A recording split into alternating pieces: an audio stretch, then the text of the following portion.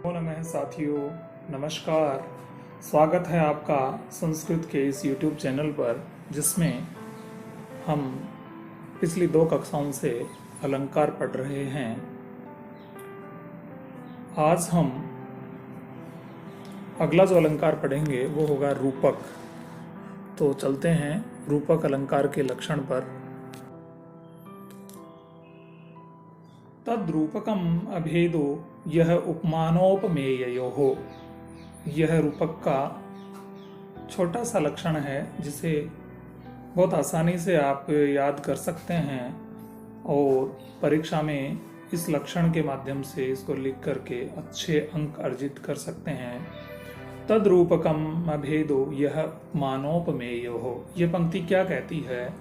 तद रूपकम अर्थात रूपक वह अलंकार है जिसमें अभेद होता है। कहाँ पर? उपमान और उपमेय में। उपमान और उपमेय में जहाँ अभेद संबंध की प्रतीति होती हो वह रूपक अलंकार कहलाता है। इससे पूर्व हमने जब पढ़ा था तब वहाँ भेद, यहाँ की उपमा अलंकार को हमने देखा, जहाँ उपमा में उपमेय और उपमान इन दोनों में भेद अवश्य होता है, लेकिन जब यह भेद मिट जाता है, अभेद की प्रतीति जहाँ हो या फिर उपमान का आरोप उपमेय के ऊपर कर दिया जाए, पूरी तरह से उसे ढक दिया जाए, तो वह रूपक अलंकार कहलाता है। हम उदाहरण के माध्यम से इस बात को अच्छे से समझ पाएंगे। तो चलते हैं उदाहरण की ओर।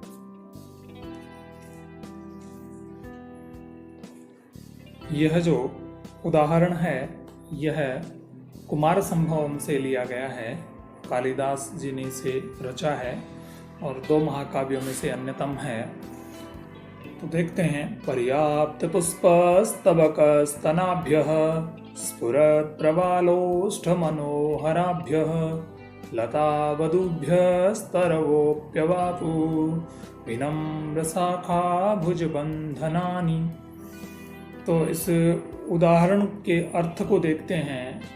पर्याप्त पुष्पस्तबकस्तनाभ्य, बड़े बड़े पुष्पगुच्छों के रूप में स्तनों वाली। पर्याप्त पुष्पस्तबकस्तनाभ्यः स्फुरत् प्रवालोष्ठ मनोहराभ्यः, चंचल और कोमल पल्लवों के रूप में मनोहर ओष्ठ वाली ऐसी लता वधूभ्यः, लता रूपी वधुओं से, तरवः यानी कि वृक्षों ने, अपि अवापुहु वृक्षों ने भी प्राप्त किया है। किसे? विनम्र शाखा भुजबंधनानि, विनम्र शाखा रूपी भुजा के बंधन को प्राप्त किया है। यहाँ पर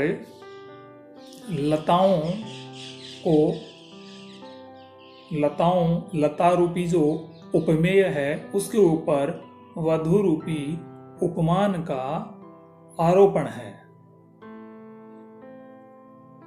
तो यहाँ हम देख पा रहे हैं उपमा और रूपक में यह मुख्यतः भेद जो है वो स्पष्ट हो रहा है कि यहाँ पर जो बड़े बड़े पुष्पगुच्छ हैं और स्तन हैं एक, तो उन दोनों में अभेद की प्रतीति है। उसी प्रकार कोमल प्रवाल और अधरोष्ठ में अभेद का आरोप है। उसी प्रकार से लताओं में और वधुओं में अभेद का आरोप है। तो यहाँ पर जो अभेद की प्रतीति के कारण इस पद्य में रूपक अलंकार सिद्ध होता है। अब हम रूपक के भी 3 भेद होते हैं, वो देख लेते हैं। अलंकार शास्त्रियों के द्वारा रूपक के 3 भेद किए गए हैं, जिसमें एक निरंग रूपक है, अर्थात उसको निरवयव रूपक भी कहते हैं। दूसरा सांग यानी अंग सहित या फिर सावयव रूपक है, और तीसरा परंपरित रूपक है। इस तरह से जहाँ पर निरंग रूपक को हम समझें सबसे पहले को, जो कि निरवयव रूपक है, जिसमें केवल उपमेय का आरोपण उपमान का आरोपण उपमेय पर कर दिया जाता है। केवल उपमेय पर उपमान का आरोप होता है। और सांग जो रूपक है, जैसा कि नाम से ही प्रतीत हो रहा है, अंग सहित यानी सभी अंगों को, उपमेय के सभी अंगों पर उपमान के सभी अंगों का आरोपण होता है। तो वह सांग रूपक है। जैसा आप देख पा रहे हैं, इस पद्य में सांग रूपक है जिसमें लता और लता के समस्त अंगों और वधु के समस्त अंगों का पर आरोपण है। लताओं के ऊपर लता के अंगों और लताओं पर वधु और वधु के उपमेय रूपी जो उपमान रूपी जो वधु है उसके अंगों का आरोपण कर दिया गया है।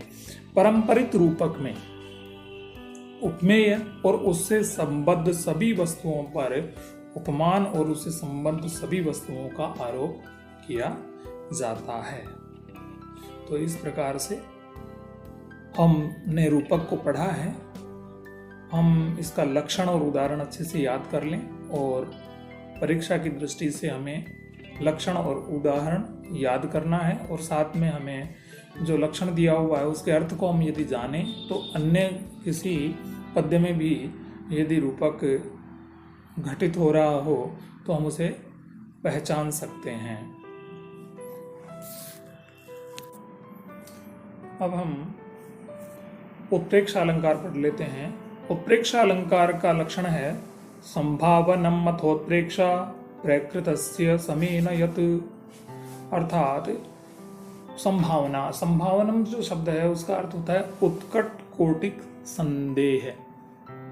उत्कट कोटि, उच्च कोटि का संदेह, कल्पना।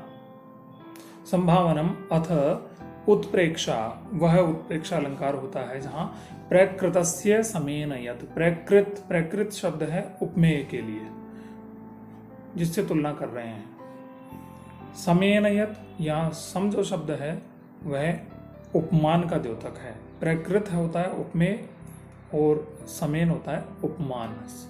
तो उपमेय के साथ, उपमेय का उपमान के साथ जहाँ उच्च कोटि संदेह किया जाता है, कल्पना की जाती है, वही अलंकार उत्प्रेक्षा अलंकार होता है। जहाँ उपमेय की उपमान के साथ संभावना प्रकट की जाए, कल्पना की जाए, वही उत्प्रेक्षा अलंकार होता है। तो इस उत्प्रेक्षा अलंकार में कुछ शब्द विशेष आते हैं जिनसे हम समझ सकते हैं कि यह उत्प्रेक्षा अलंकार है, जिनमें मन्ये, शंके, ध्रुवम, प्रायः, नूनम और इव। यह इव शब्द जो है वो उपमा में भी आता है और उत्प्रेक्षा में भी आता है, लेकिन अधिकांशतया हम भेद कर सकते हैं उसको कि जहाँ ये क्रिया में लगा हुआ इव हो तो वह उत्प्रेक्षा अलंकार को दर्शाता है। वहाँ किसी संज्ञा के साथ, किसी उपमान के साथ वो लगा हुआ आएगा, जबकि उत्प्रेक्षा में यह किसी क्रिया के साथ होता है। मन्ने का मतलब मानो, शंके ऐसी शंका है, ध्रुवम निश्चय ही, प्रायः है सामान्यतः है, नूनम ध्रुवम प्रायः है नूनम, इस प्रकार के शब्द इसमें आते हैं। तो जहाँ उपमेय की उपमान के साथ उच्च कोटि संभावना प्रकट की जाए वह उत्प्रेक्षा अलंकार कहलाता है। देखते हैं, हम उदाहरण से इसको समझते हैं। मृच्छकटिकम में इस श्लोक को लिया गया है। लिम्पतीव तमो अंगानि वर्षतीवांजनम नभः असत्पुरुष सेवेव दृष्टिर्विफलतां गता। लिम्पतीव तमो अंगानि, मानो अंगों से अंधकार लिपट रहा हो। यहाँ लिम्पति शब्द में इव साथ में जुड़ा हुआ है। जैसा कि मैंने आपको बताया था कि उपमा अलंकार में जो इव होगा वह किसी संज्ञा, उपमान इत्यादि के साथ आएगा, जबकि यहाँ पर यह क्रिया के साथ जुड़ा हुआ है। लिम्पतीव मानो लिपट सा रहा है। कौन? तम अंधकार। अंगानी अंगों, अंगों पर जिस प्रकार से अंधकार मानो लिपट सा रहा है अंगों में। वर्षति इव अंजनम नभ है। वर्षति इव मानो वर्षा हो रही है। अंजनम नभ है, नभ से अंजन काजल की वर्षा हो रही हो। इतना गहरा अंधकार यहाँ पर बताया गया है। ए सत्पुरुष सेवेव, ए सत्पुरुष की सेवा के समान दृष्टिर विफलताम गता। जिस प्रकार से असत्पुरुष की, असज्जन व्यक्ति की सेवा विफलता को प्राप्त होती है, उसी प्रकार से यहाँ जो दृष्टि है वह भी प्राप्त हुई है विफलता को। असत्पुरुष की सेवा के समान दृष्टि ही विफल हो रही है। असत्पुरुष के समान दृष्टि ही विफल हो रही है। असत्पुरुष व्यक्ति की सेवा करने से व्यक्ति को विफलता ही मिलती है, उसी प्रकार इतना गहरा अंधकार है कि दृष्टि जो है वो विफलता को प्राप्त हो रही है। इतना गहरा अंधकार इसमें दर्शाया गया है। तो यह उच्च कोटिक संभावना है, उत्कट कोटिक कल्पना है कि अंधकार का अंगों से लिपट जाना। इतना गहरा अंधकार जैसे आकाश से कोरा काजल ही बरस रहा हो। और दृष्टि उसी प्रकार से विफलता को प्राप्त हो गई है जिस प्रकार कोई असत्पुरुष की सेवा हो जाया करती है। इस प्रकार हमने 2 अलंकारों को आज पढ़ लिया है। अगली कक्षा में हम पुनः आगे के जो अलंकार हैं उन्हें लेकर प्रस्तुत होंगे। धन्यवाद। जय तु संस्कृतम, जय तु भारतम।